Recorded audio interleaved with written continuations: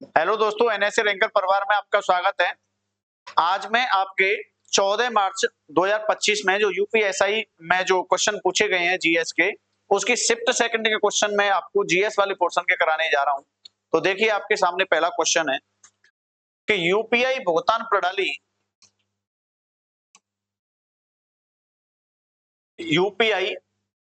प्रणाली किस भारतीय संगठन द्वारा विकसित की गई थी? जो यूपीआई आपका ट्रांजैक्शन होता है, वो किस संगठन ने इसको रेडी किया था? The UPI payment system was developed by which Indian organization? पहला दे रखा है आरबीआई ने, बी दे रखा है सेबी ने, सी दे रखा है, सी है बेटा ये, सी दे रखा है एसबीआई ने और डी दे रखा है एनपीसीआई ने। क्या आंसर होना चाहिए इसका कि जो यूपीआई सिस्टम आया है वो किस संगठन के द्वारा लाया गया है? बताइए।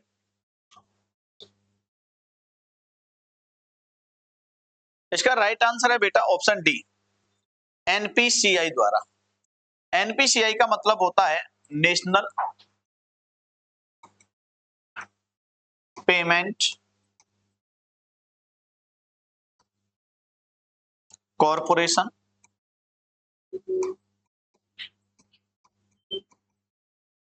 Of India. इसकी जो स्थापना हुई थी बेटा,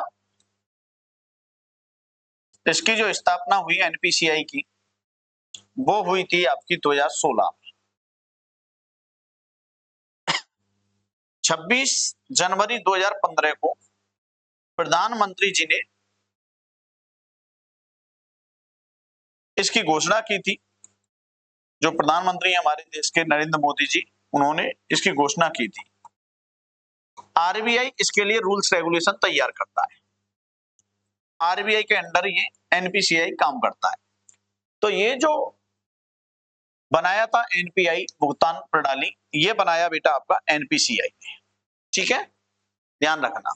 नेक्स्ट क्वेश्चन देखिए आप।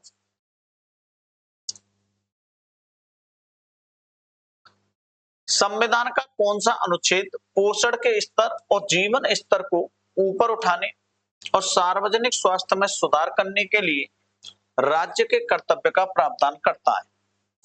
ऑप्शन ए कह रहा है आर्टिकल 41, बी कह रहा है आर्टिकल 44, सी कह रहा है आर्टिकल 50 और डी कह रहा है आर्टिकल 47। क्या आंसर होना चाहिए? दूसरे क्वेश्चन का आंसर बताइए आप लोग भी बताओ। आर्टिकल 41, 44, 50, 47। क्वेश्चन कह रहा है कि संविधान का कौन सा जो अनुच्छेद है वो पोषण यानी न्यूट्रिशन से जुड़ा है और जीवन स्तर को ऊपर उठाने और सार्वजनिक स्वास्थ्य में सुधार करने से संबंधित है। आंसर क्या है? Option D, right answer. आप जानते हो कि आर्टिकल 44 में यूसीसी है, यूनिफॉर्म सिविल कोड है। आर्टिकल 25 इंटरनेशनल रिलेशन की बात करता है और 41 तीन प्रकार के न्याय की बात करता है।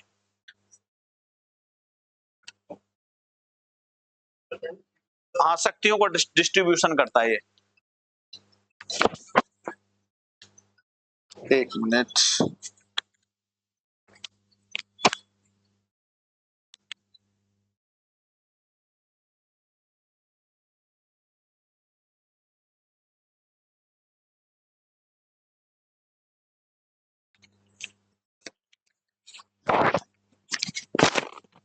हाँ, नेक्स्ट क्वेश्चन देखो बेटा। अरे ज्यादा हो गया क्या? हाँ, ये है आपका वन्य जीव अधिनियम 1972 के अंतर्गत निम्नलिखित में से कौन सी अनुसूची संरक्षित प्रजातियों को वर्गीकृत करने के लिए नहीं है? इसमें से कौन सा अधिनियम है जो 1972 के अंतर्गत, कौन सी अनुसूची है जो संरक्षित प्रजाति जो कंजर्व कर रखी है स्पीसीज, उनके वर्गीकरण से संबंधित नहीं है? Schedule 7, schedule first, schedule second, schedule 5। क्या आंसर होना चाहिए इसका?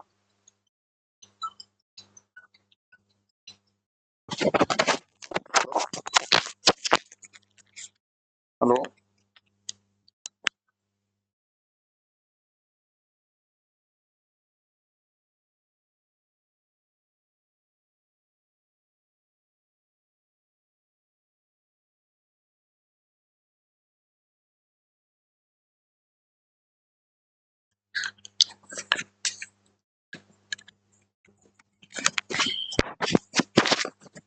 बताइए, वन्य जीव अधिनियम 1972 के अंतर्गत निम्नलिखित में से कौन सी अनुसूची संरक्षित प्रजातियों को वर्गीकृत करने के लिए नहीं है? आपका शेड्यूल 7 है इसका आंसर, या शेड्यूल फर्स्ट है, या शेड्यूल सेकंड है, या शेड्यूल 5 है। राइट आंसर है ऑप्शन ए, शेड्यूल 7। तो शेड्यूल 7 में ये बता रखा है कि जो हमारा वन्य जीव संरक्षण अधिनियम आया 1972 का, एक बात और ध्यान रखना कि यहां से अगर वो कहता आपसे वन संरक्षण अधिनियम, वन संरक्षण अधिनियम, तो आंसर करना था 1980। अगर यहीं से वो कहता आपसे पर्यावरण संरक्षण अधिनियम, पर्यावरण संरक्षण अधिनियम की अगर वो बात करता तो आंसर करना था आपको 1986।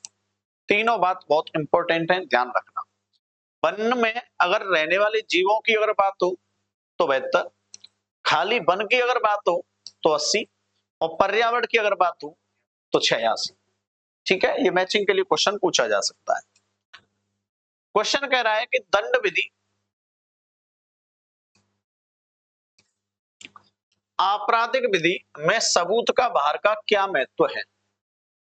यह अपराध के लिए सजा को संदर्भित करता है, यह अदालत को सजा तय करने में मदद करता है, यह प्रतिवादी को निर्दोषता साबित करने की अनुमति देता है, यह किसी के दावे बयानों को उचित संदेह से परे साबित करने का दायित्व है। बताइए सबूत का भार क्या है? अपराध के लिए सजा को संदर्भित करता है, या अदालत को सजा तय करने में मदद करता है, या प्रतिवादी को निर्दोषता साबित करने की अनुमति देता है। ऑप्शन सी सही है। नेक्स्ट क्वेश्चन देखिए आप,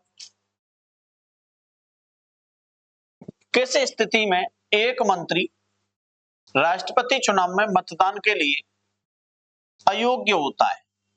यदि वह उसी राजनीतिक दल से हो जिससे राष्ट्रपति पद का उम्मीदवार संबंधित है, यदि वह स्वयं चुनाव लड़ता हो, यदि वह राज्य विधान परिषद का सदस्य है, यदि उसे राज्य विधानसभा में अपना बहुमत साबित करने के लिए कहा गया है। बताइए आप क्या आंसर होना चाहिए कि मंत्री राष्ट्रपति के चुनाव में अयोग्य कब माना जाएगा? बताइए आप। ये बेटा आपका 14 मार्च शिफ्ट सेकंड का पेपर है। यदि वह उसी राजनीतिक दल से है जिससे राष्ट्रपति पद का उम्मीदवार संबंधित है, यदि वह स्वयं चुनाव लड़ता है, यदि वह राज्य विधान परिषद का सदस्य है, यदि वह उसे राज्य विधानसभा में अपना बहुमत साबित करने के लिए कहा गया है। तो बेटा इसमें अयोग्य पूछ रहा है वो, तो राइट आंसर होगा ऑप्शन सी। क्यों होगा? क्योंकि विधान परिषद के जो सदस्य होते हैं वो राष्ट्रपति के चुनाव में भाग नहीं लेते। तो राष्ट्रपति के चुनाव में जो भाग लेते हैं वो केवल लोकसभा के सदस्य लेते हैं, वो भी निर्वाचित।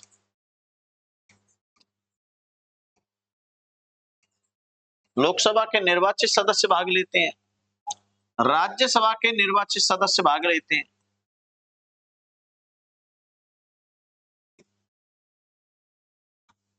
विधानसभा के निर्वाचित सदस्य भाग लेते हैं,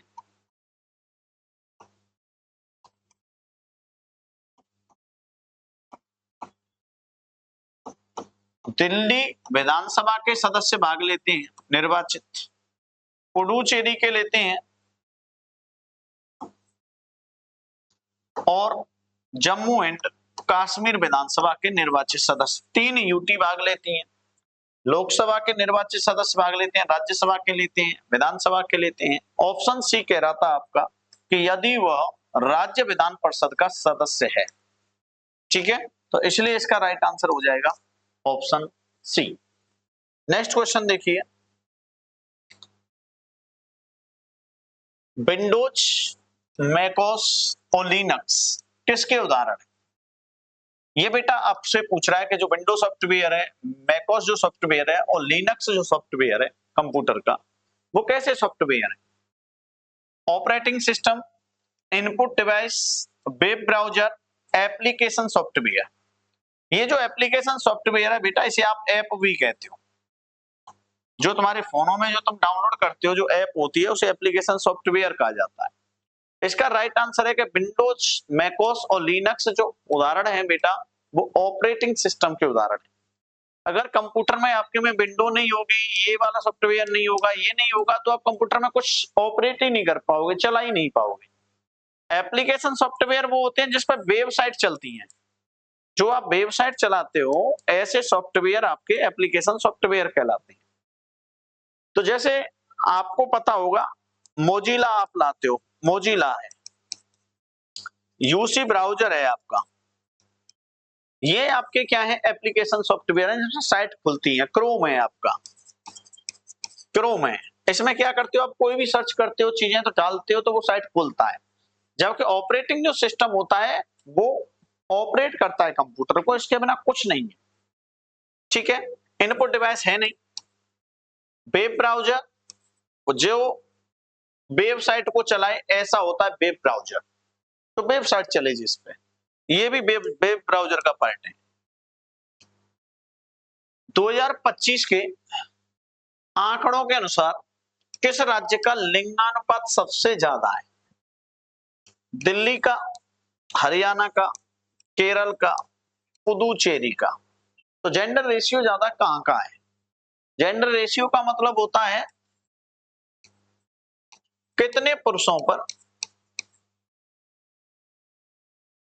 कितनी विवाहित महिलाएं हैं। जैसे भारत का जो जेंडर रेशियो है वो 943 है बटे 1000। ठीक है, 1000 पुरुषों पर 943 महिलाएं। तो यहाँ पे राइट आंसर होगा आपका केरल। तो यहाँ का लिंगानुपात बेटा ज्यादा है, 1000 से ऊपर है यहाँ का लिंगानुपात, यानी पुरुषों से ज्यादा यहाँ महिलाएं केरला के अंदर। हाँ, शादी सबकी हो जाएगी यहाँ। देखिए यहाँ माउंट किलिमंजारो एक चोटी है, किस देश में स्थित है? युगांडा में है, जापान में है, तंजानिया में है, इथोपिया में है। बताइए क्या आंसर होना चाहिए इसका? बेटा राइट आंसर होगा ऑप्शन सी, तंजानिया में है माउंट किलिमंजारो। जो तंजानिया है वो अफ्रीका में है, और अफ्रीका की सबसे ऊंची चोटी भी आपकी कौन सी है? माउंट किलिमंजारो है। तो ये भी बात ध्यान रखना। नेक्स्ट क्वेश्चन देखो, बैंकिंग में सीआरआर का मतलब क्या है? ऑप्शन ए कह रहा है कैपिटल रिजर्व रिक्वायरमेंट, पूंजी आरक्षित आवश्यकता, कैश रिस्क रेट, नगद आरक्षित, cash reserve ratio, credit risk ratio. क्या आंसर होना चाहिए? सीआरआर का मतलब क्या है? सीआरआर का मतलब होता है बेटा, सी का मतलब होता है कैश, आर का मतलब होता है रिजर्व, और एस आर का मतलब होता है रेशियो। तो राइट आंसर हो जाएगा आपका cash reserve ratio, option C. ठीक है, नेक्स्ट क्वेश्चन देखिए। सारे क्वेश्चन बेटा ये शिफ्ट सेकंड के हैं जो अभी यूपीएसआई का एग्जाम हुआ है। ठीक है, ये क्वेश्चन आपके बहुत इजी क्वेश्चन थे, एसआई के हिसाब से क्वेश्चन नहीं आए थे। मेघला दर्रे पर सबसे ऊंची मोटर योग्य सड़क, मोटरेबल रोड बनाया गया है जिसमें मोटर चल सकती है ऊंचाई पर, दर्रे पर। दर्रा उसको कहते हैं जो पहाड़ों को काट करके, पर्वतों को काट करके बनाया गया रास्ता होता है। पहाड़ों को, पर्वतों को आप काट दो तो जो रास्ता बनता है उसे हम दर्रा कहते हैं, माउंटेन पास कहते हैं। तो यहाँ पे मोटर योग्य सड़क का निर्माण किस परियोजना के अंतर्गत किया गया था? प्रोजेक्ट विजय के तहत, प्रोजेक्ट सर्वत्र के तहत, प्रोजेक्ट सुरक्षा के तहत, प्रोजेक्ट हिमांक के तहत। राइट आंसर है ऑप्शन डी, प्रोजेक्ट हिमांक। हिमांक नाम इसलिए दिया क्योंकि ये बर्फीला क्षेत्र होता है, तो पहाड़ ऊंचे होते हैं तो वहां बर्फ जम जाती है, इसलिए इसका नाम दिया गया प्रोजेक्ट हिमांक। ठीक है, ये देखिए नेक्स्ट क्वेश्चन। एलर्जन क्या है? नाम से क्लियर हो रहा है, एलर्जन मतलब एलर्जी। तो एलर्जी क्या होगी? एक पदार्थ जो एलर्जी की प्रतिक्रिया को ट्रिगर करता है। तो आंसर क्या होगा? Option B. तो एलर्जन क्या होता है? एक पदार्थ होता है जो एलर्जी की प्रतिक्रिया को ट्रिगर करता है। नेक्स्ट क्वेश्चन देखिए, कौन सा संवैधानिक अनुच्छेद अस्पृश्यता अनटचेबिलिटी को समाप्त करता है? जो छुआछूत है, अनटचेबिलिटी है, उसको समाप्त करने की बात कौन सा अनुच्छेद कर रहा है? क्वेश्चन ये कहना चाह रहा है। ऑप्शन ए कह रहा है 19, बी कह रहा है 17, सी कह रहा है 21 और डी कह रहा है आपका 14। तो बताइए बेटा क्या आंसर होना चाहिए इसका? इसका राइट आंसर होगा बेटा अनुच्छेद 17, अनटचेबिलिटी को खत्म करने की बात करता है। क्योंकि आर्टिकल जो 19 है वो वाक एवं अभिव्यक्ति की स्वतंत्रता है इसमें।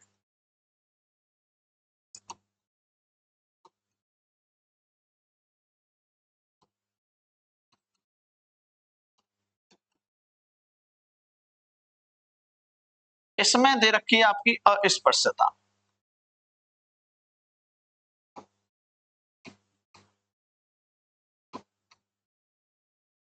अनुच्छेद 21 में दे गई है बेटा प्राण एवं दैहिक स्वतंत्रता का अधिकार।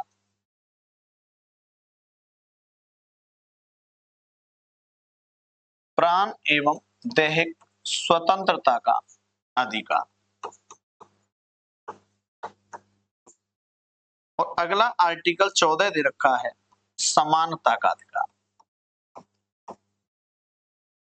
विधि के समक्ष समानता।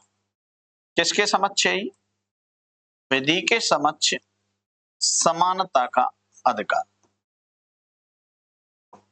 तो विधि के समक्ष समानता का अधिकार है आर्टिकल 14 में। तो इसका राइट आंसर क्या हो जाता है? Option B. बहुत पेपर इजी था एसआई का। भूमि अर्जन, पुनर्वासन और पुनर्व्यवस्था में उचित प्रतिकर और पारदर्शिता अधिकार अधिनियम 2013 के अंतर्गत सामाजिक प्रभाव आकलन करने के लिए कौन सा प्राधिकरण रिस्पॉन्सिबल है? तो बताइए, राज्य द्वारा नामांकित स्वतंत्र विशेषज्ञ, स्थानीय पंचायत, जिला कलेक्टर, राष्ट्रीय भूमि न्यायाधिकरण। बताओ। राइट आंसर है ऑप्शन डी, राष्ट्रीय भूमि न्यायाधिकरण। यही इससे संबंधित है। क्वेश्चन कह रहा है कि निम्नलिखित में से कौन सी रिट एक न्यायालय द्वारा अपने अधिकार क्षेत्र से बाहर कार्य करने से रोकने के लिए अदालत किसी अन्य प्राधिकरण को आदेश देने के लिए बाध्य है? पहला कह रहा है वो उत्प्रेषण लेख, निषेधाज्ञा, बंदी प्रत्यक्षीकरण, परमादेश। तो राइट आंसर होगा आपका, रोक लगा रही है तो प्रोहिबिशन, ऑप्शन बी। तो ऑप्शन बी इसका बेटा राइट आंसर है। जो रेट दे रखी है वो आपकी 5 है और 5 में इधर सुन लो इसे, पहली जो आर्टिकल 32 है ना, इस आर्टिकल 32 के अंदर आपको 5 रेटों का उल्लेख कर रखा है। पहली जो है उसका नाम है बंदी प्रत्यक्षीकरण, दूसरी है उसका नाम है परमादेश, तीसरी है उसका नाम है उत्प्रेषण, चौथी है उसका नाम है अधिकार प्रत्याहार और 5वीं है उसका नाम है प्रतिषेध। ठीक है, ये 5 रिट होती हैं जो मौलिक अधिकारों को बचाने के लिए सुप्रीम कोर्ट के पास है। मौलिक अधिकारों को बचाने का काम सुप्रीम कोर्ट और हाई कोर्ट दोनों करते हैं बेटा।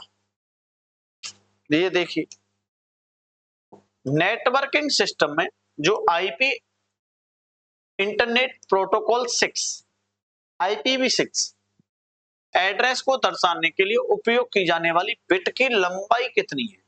2 होती हैं बेटा, एक होती है IPv4 और एक होती है IPv6।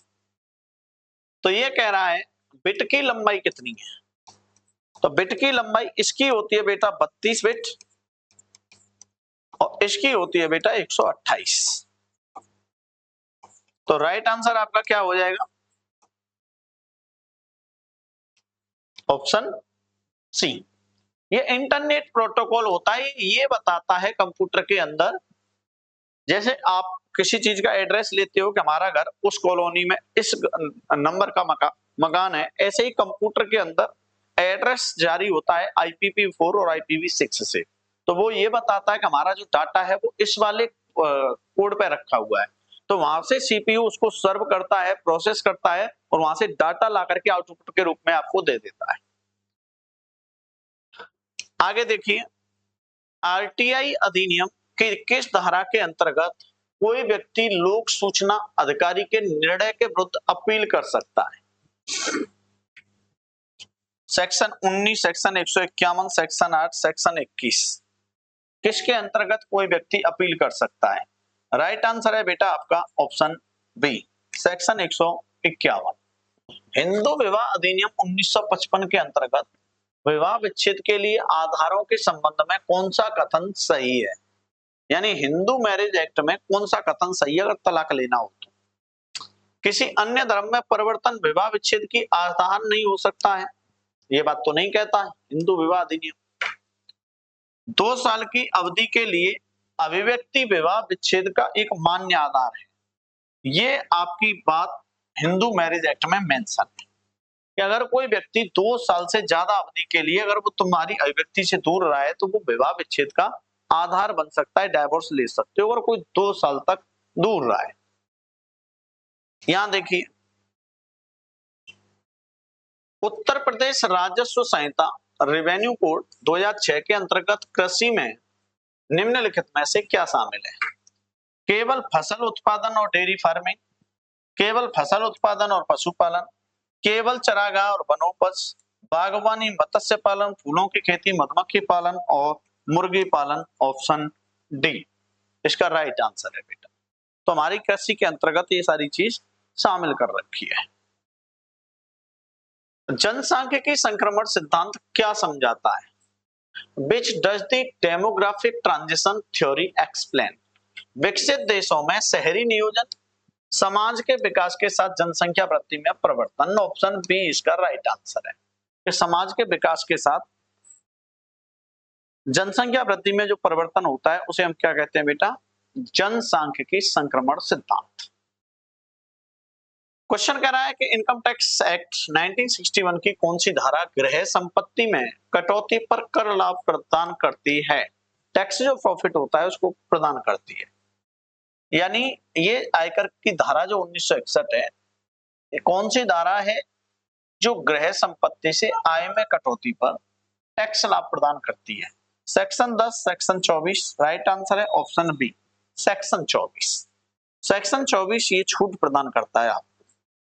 ठीक है, नेक्स्ट क्वेश्चन देखिए, यदि राष्ट्रपति द्वारा सहमति के लिए भेजा गया विधेयक वापस किया जाता है और संसद फिर से विधेयक को उसी प्रारूप में वापस करती है तो राष्ट्रपति क्या कर सकते हैं? राष्ट्रपति के पास क्या पावर होती है?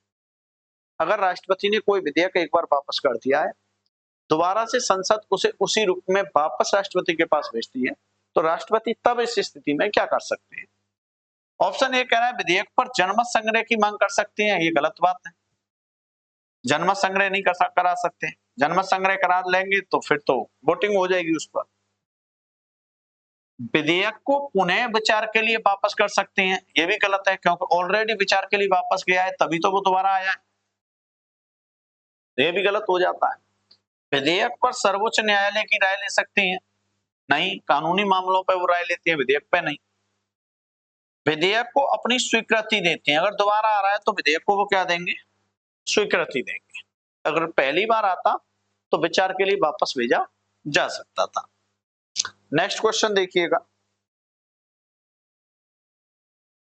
आयकर अधिनियम की धारा 10 के अंतर्गत निम्नलिखित में से कौन सी आय टैक्स फ्री है? बताइए आप, टैक्स में किसको शामिल नहीं किया गया? ऑप्शन ए कह रहा है कृषि आय को, बी कह रहा है वेतन आय को, सी कह रहा है पूंजीगत लाभ को, डी कह रहा है व्यवसाय। सैलरी पे बेटा इनकम टैक्स लगता है, ये भी बात नहीं होगी, वो कह रहा है टैक्स फ्री। कैपिटल पे बेटा टैक्स लगता है, ये भी बात नहीं होगी, पूंजी पे टैक्स लगता है, छापा पड़ते हैं आए दिन। और कॉमर्शियल जो बिजनेस इनकम है उन पे तो टैक्स बढ़ता ही पड़ता है, तो ये भी नहीं होगी। इसलिए किसान को इससे क्या रखा गया है? मुक्त रखा गया है कृषि टैक्स। कृषि की जो इनकम है वो इससे फ्री है। क्वेश्चन है, किस प्रकार का आपातकाल राज्य में संवैधानिक तंत्र के विफल होने के कारण घोषित किया जा सकता है? अगर कॉन्स्टिट्यूशनल एडमिनिस्ट्रेशन सिस्टम फेल हो गया है तो वित्तीय आपातकाल लगेगा, आंतरिक सुरक्षा आपातकाल लगेगा, राष्ट्रीय आपातकाल लगेगा या राष्ट्रपति शासन लगेगा? ऑप्शन डी है बेटा। अगर संवैधानिक तंत्र अगर विफल हो रहा है तो इसका मतलब यह है कि राष्ट्रपति शासन लग रहा है। राष्ट्रपति शासन आपका आर्टिकल किस में है? 356 में। और युद्ध अगर हो हमारे देश के अंदर, युद्ध के हालात हो जाएं या कोई बाहर से आक्रमण हो जाए, उस आधार पर लगता है आपका राष्ट्रीय आपातकाल। तो युद्ध अथवा बाहरी आक्रमण की स्थिति में हमारे देश में राष्ट्रीय आपातकाल लगता है और ये आर्टिकल 352 का पार्ट है। आंतरिक सुरक्षा आपातकाल ये बेटा अभी अब नहीं लगता है, ये इंदिरा गांधी सरकार ने 1975 में लगाया था, एक ही बार लगाया इस आधार पर। वित्तीय आपातकाल आपका आर्टिकल 360 में है और अभी तक हमारे देश में नहीं लगा है। देश में जब वित्त की संकट पैदा हो जाता है, धन की कमी आ जाती है, तब ये फाइनेंशियल इमरजेंसी लगाई जाती है। नेक्स्ट क्वेश्चन देखिएगा, सूचना प्रौद्योगिकी अधिनियम 2000 की कौन सी धारा साइबर आतंकवाद के लिए दंड का प्रावधान करती है? Which section of the Information Technology Act 2000 deal with the punishment for cyber terrorism? Section 69, Section 65, Section 66F, Section 67B. Right answer होगा बेटा सेक्शन 66F। ये बताता है सूचना प्रौद्योगिकी अधिनियम की जो 2000 की धारा है, वो बताता है कि साइबर अगर आतंकवाद किया है तो उसमें आपको पनिशमेंट मिलेगा। नेक्स्ट क्वेश्चन देखिएगा, विधायी शक्ति के संदर्भ में अवशिष्ट शक्ति का क्या अर्थ है? शक्तियां जो किसी भी सूची में नहीं है, इस प्रकार संसद के पास होती हैं, शक्तियां जो विशेष रूप से राज्य विधानमंडल के पास होती हैं, शक्तियां जो राष्ट्रीय आपातकाल के दौरान प्रयोग की जाती हैं, शक्तियां जो केंद्रीय और राज्य सरकारों के बीच हस्तांतरित की जाती हैं। क्या आंसर होना चाहिए? तो इसका राइट आंसर होगा बेटा ऑप्शन ए। आप जानते हो संविधान की 7वीं अनुसूची में, इधर ध्यान दो, संविधान की 7वीं अनुसूची में 3 सूचियों का उल्लेख है। एक है आपकी संघ सूची, एक है आपकी राज्य सूची और एक है आपकी समवर्ती सूची। ये ऐसी सूची के विषय हैं जिन पर केंद्र सरकार कानून बनाती है, यहाँ राज्य सरकार कानून बनाती है, यहाँ दोनों सरकार मिलकर कानून बनाती है। अब इन तीनों में जो तीनों ये सूची है, संघ सूची, राज्य सूची और समवर्ती सूची, इन तीनों सूचियों में जो विषय नहीं है फिर भी कानून बनाना जरूरी हो तो उस शक्तियों को हम कहते हैं अवशिष्ट शक्ति, और ये शक्तियां हमारी पार्लियामेंट के पास होती हैं। तो चलिए ऑप्शन ए इसका राइट आंसर होगा।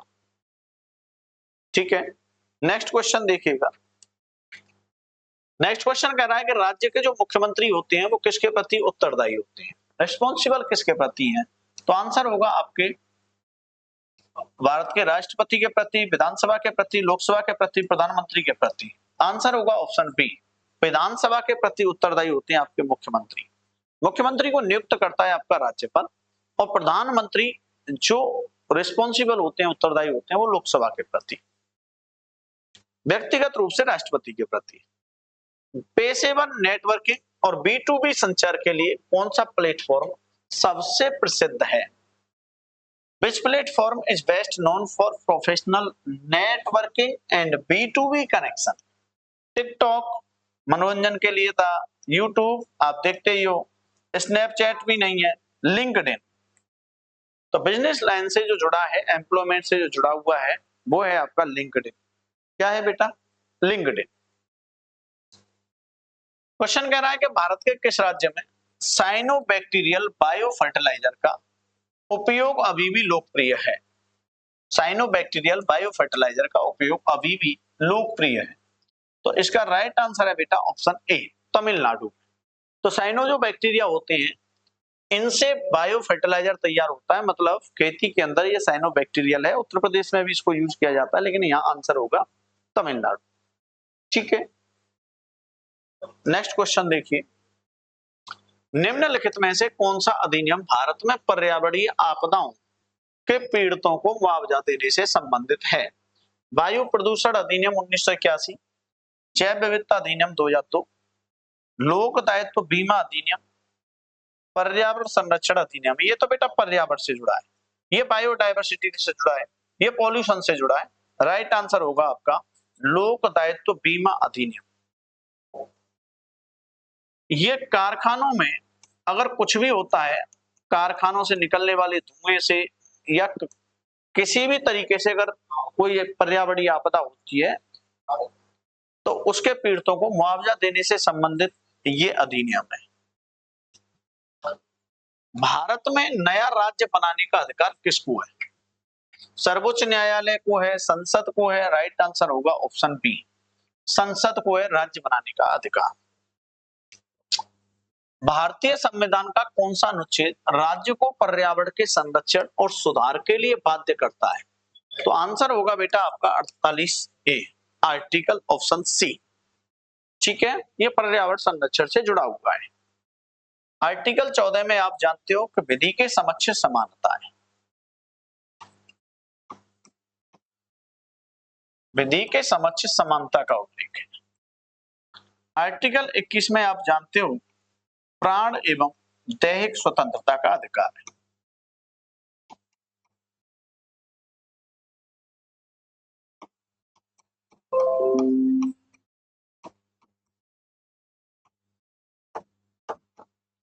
और आर्टिकल 51A में आपके मौलिक कर्तव्य।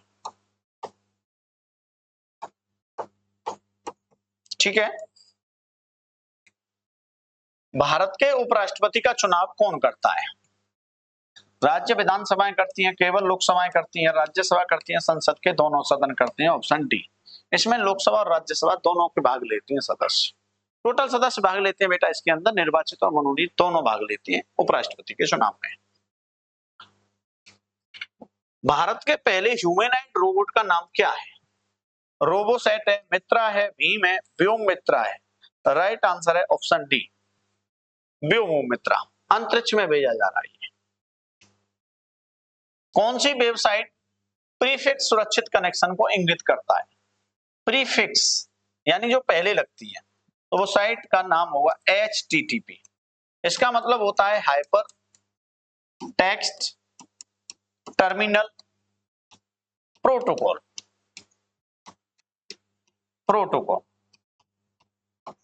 ठीक है, ये है आपका। नेक्स्ट क्वेश्चन कह रहा है कि भारत का कौन सा क्षेत्र पश्मीना ऊन की शॉलों के लिए प्रसिद्ध है? कश्मीर है, पंजाब है, गुजरात है, राजस्थान है? क्या आंसर होना चाहिए? पश्मीना जो ऊन है बेटा वो कश्मीर की है, और जो पश्मीना जो शॉल होती है उसमें 6 स्वेटर के बराबर गर्मी होती है। अगर आपने 6 स्वेटर पहन लिए उतना पश्मीना शॉल अकेली गर्मी देती है। पश्मीना जो शॉल है इसके जो बाल होते हैं बेटा, ऐसे मान लो कि आप पश्मीना शॉल के 6 बालों की मोटाई आपके एक बाल की मोटाई के बराबर होती है, इतना पतला बाल होता है। ये चांगपा जनजाति एक विशेष प्रकार की बकरी पालती है। चांगपा जनजाति लद्दाख के अंदर पाई जाती है।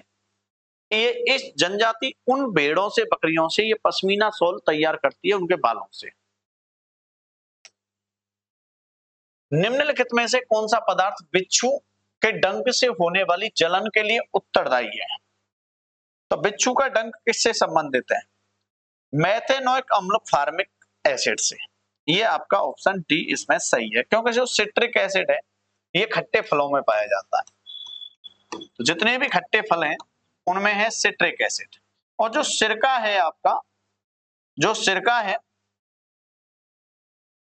उस